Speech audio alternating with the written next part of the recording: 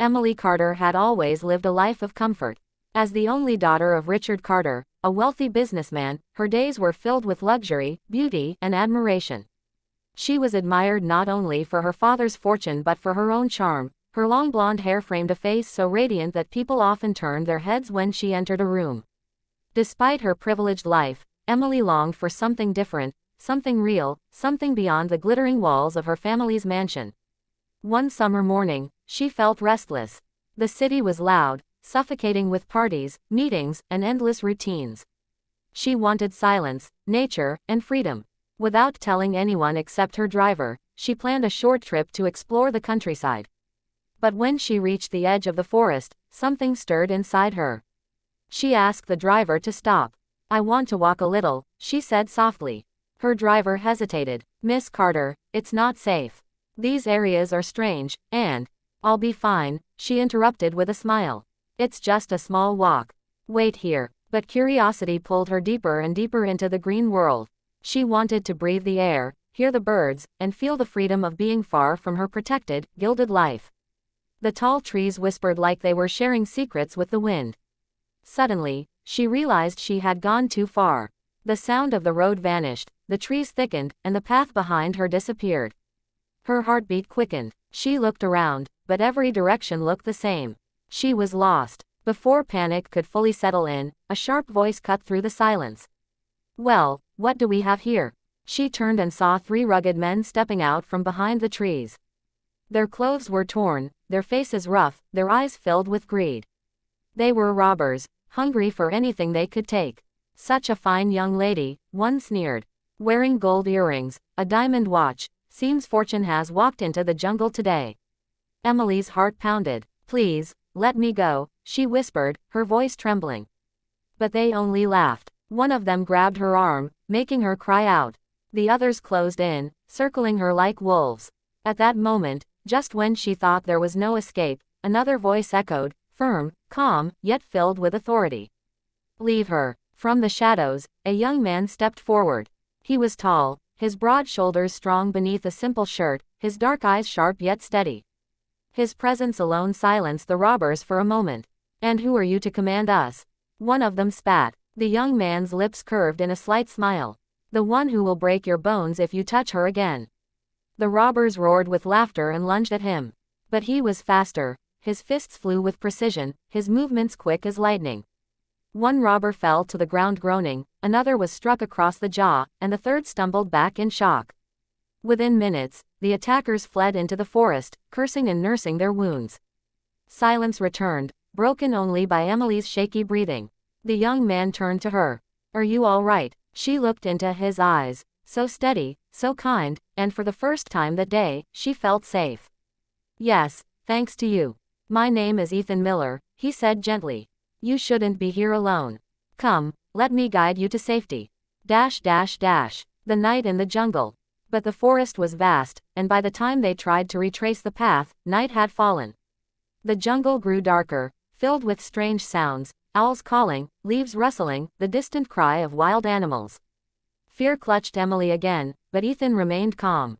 "Don't worry," he assured her. "We'll find a safe spot to rest until morning. I'll protect you." They found a small clearing by a stream. Ethan gathered dry wood and started a fire. The flames danced, casting a warm glow against the night. Emily sat close, watching him work with quiet admiration. "You're not afraid?" she asked softly. He shook his head. "Fear doesn't help in danger. Courage does." She lowered her eyes. "You risked your life for me, you didn't even know me." He looked at her with sincerity. "I don't need to know you to know what's right. Protecting someone in need is reason enough."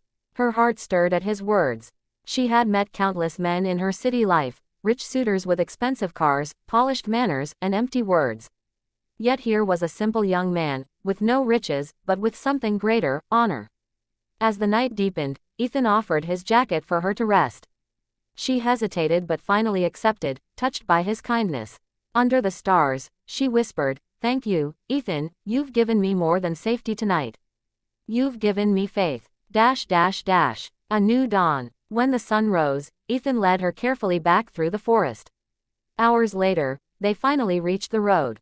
Emily's driver, who had been frantically searching, ran toward her in relief.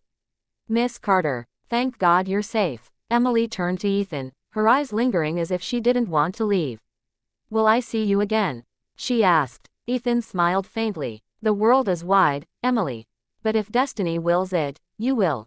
And before she could reply, he walked away into the forest, leaving her heart strangely heavy.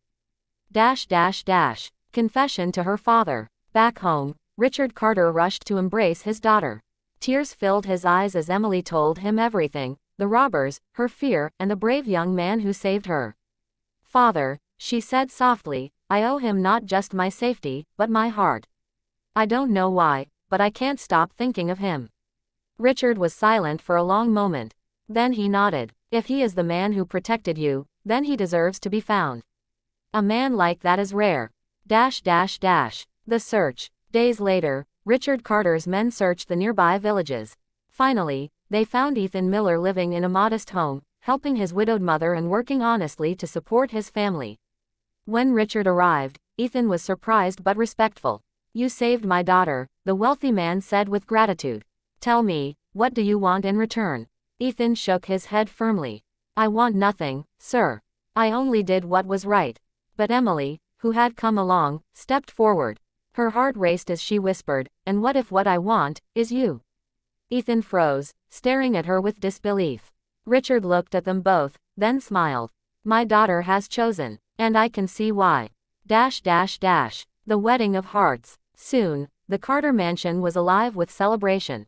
Guests from across the city gathered for Emily's wedding, not to a wealthy prince or a foreign suitor, but to the humble, brave young man who had risked his life for her. As she walked down the aisle, Emily's eyes met Ethan's. In them she saw not just love, but the destiny that had brought them together. And in his eyes, she saw the promise of a lifetime, of courage, protection, and a love truer than gold. They were married with blessings, their story whispered among guests like a modern fairy tale. From the jungle where danger had once surrounded her, Emily had found not fear, but the man her heart was waiting for. And together, they began their journey, not of wealth and luxury, but of love that no robber, no darkness, could ever steal away.